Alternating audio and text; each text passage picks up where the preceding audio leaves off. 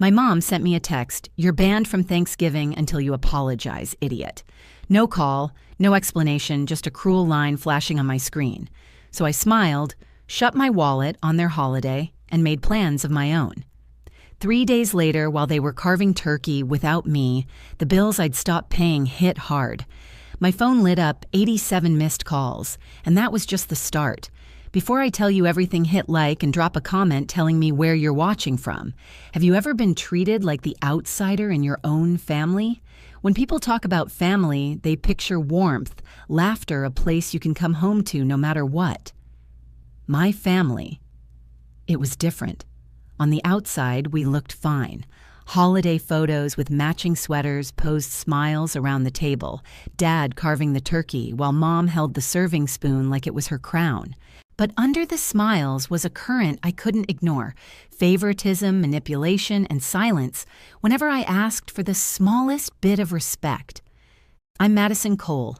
I'm 27, the quiet one, the one who kept the bills balanced and the lights on even when nobody noticed.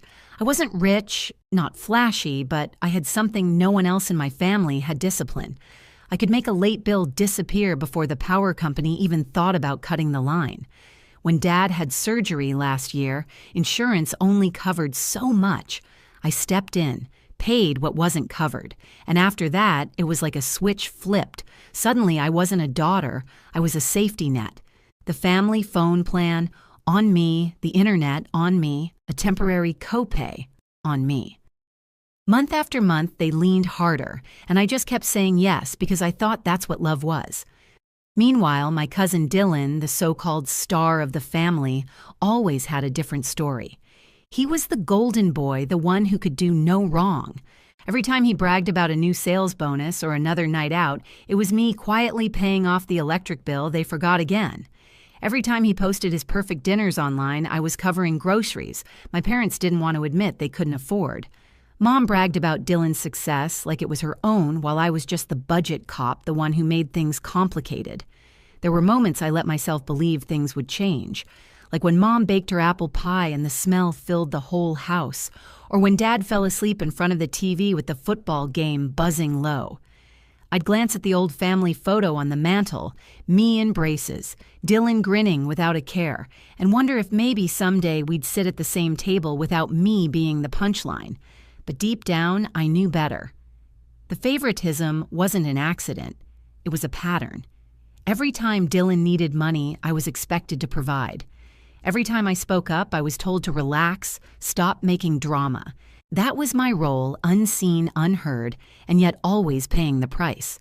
And when Mom's text came banning me from Thanksgiving, it didn't come out of nowhere. It was the final nail in a coffin they'd been building for years. The first crack showed up in the group chat. It was supposed to be the Thanksgiving head count.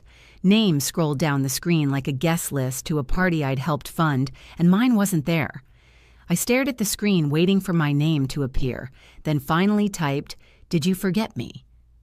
The dots pulsed for a few seconds before Dylan replied, "Limited seating. Try Christmas if you behave." The words made my stomach drop, not because of what he said, but because nobody else objected.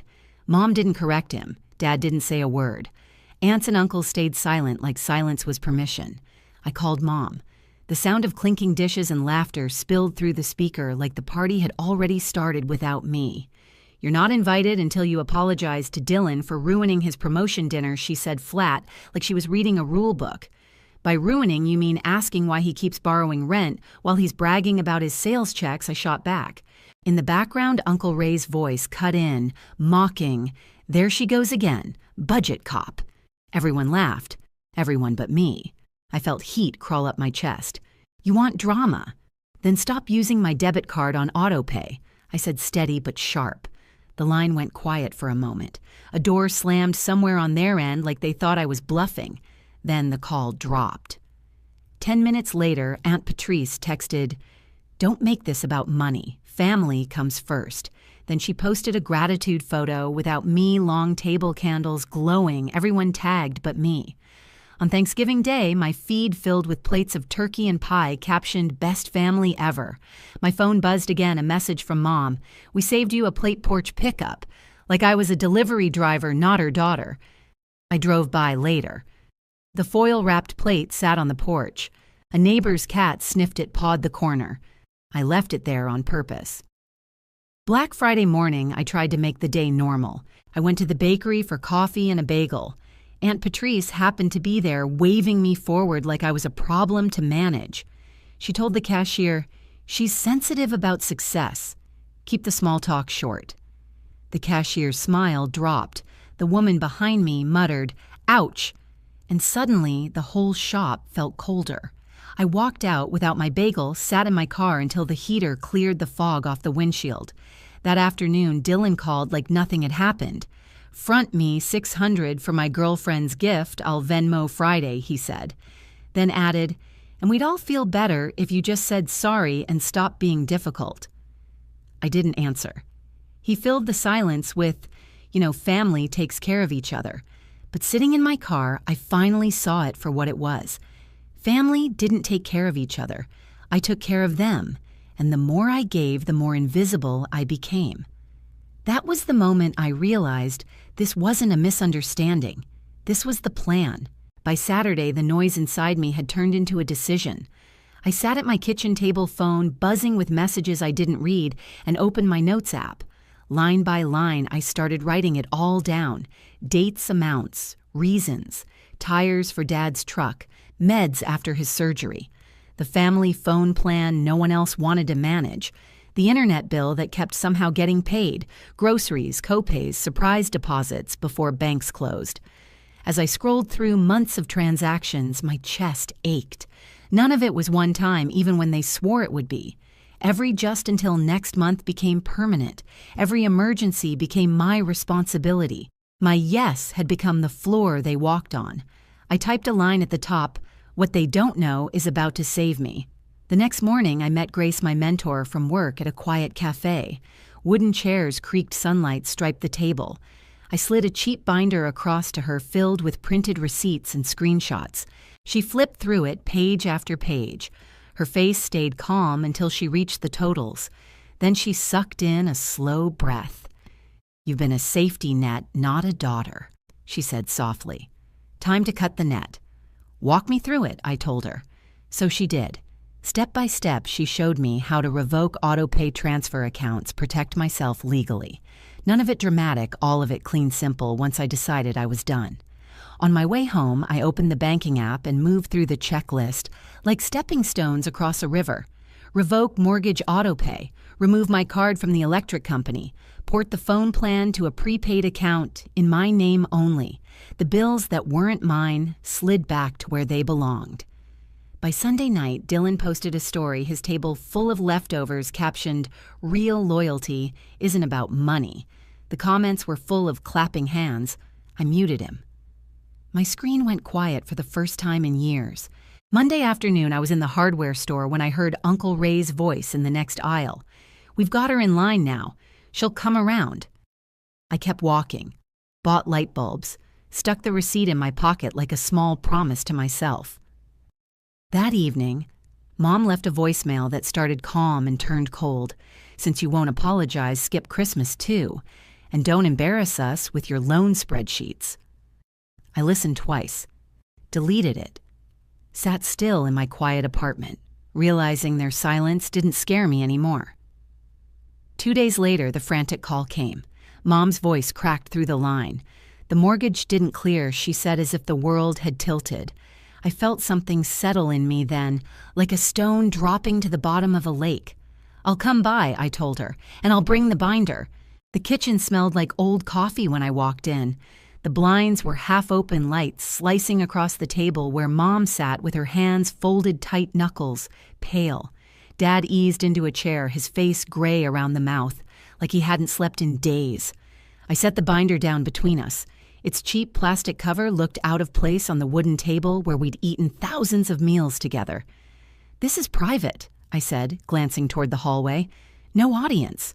Dad rubbed his forehead. "We thought Dylan was helping." He whispered, his voice almost apologetic. I slid the binder toward him, turned it so the pages faced them. "He told you that because I was paying," I said. "Here are the transfers, every one of them from my account straight to your mortgage company. Mom's hands trembled as she flipped through the pages. Grocery receipts, utility bills, prescription costs, the phone plan, the internet, the credit card payments, 3 years of lines, 3 years of me. You banned me from Thanksgiving until I apologized, I said quietly. So I stopped paying for the holiday you enjoyed without me. And I'm done funding the parts of me you're ashamed of. The front door opened and Dylan strolled in like he owned the place. He froze when he saw the binder. His smirk slipped. "You're really doing this?" He asked, his voice sharp, like my choice was an attack. I pulled a clear sleeve from the binder and slid it across the table. His text messages were highlighted in yellow. The dates, the I'll Venmo Friday, the weeks that turned into months, the money that never came back. He scanned them. His jaw worked. No words came out. "You can call it betrayal," I said, my voice steady, "but it's a boundary." Mom's lips parted, but nothing came. Dad stared at the totals on the last page, eyes wet. We didn't know, he said again, as if repetition could make it true. "You didn't want to know," I corrected. "It was easier to pretend Dylan was your success story, and I was just difficult." Dylan snapped, "You can't just leave them like this." I laughed, soft-tired. "I'm leaving them like adults, which you also are." His mouth opened-closed. He looked away first. "I'm not asking for anything back," I added, tapping the binder once with my finger. "I'm just done. From now on, you handle your bills. I left notes on which accounts to call, how to set up autopay. I'm not your bank." The silence pressed in.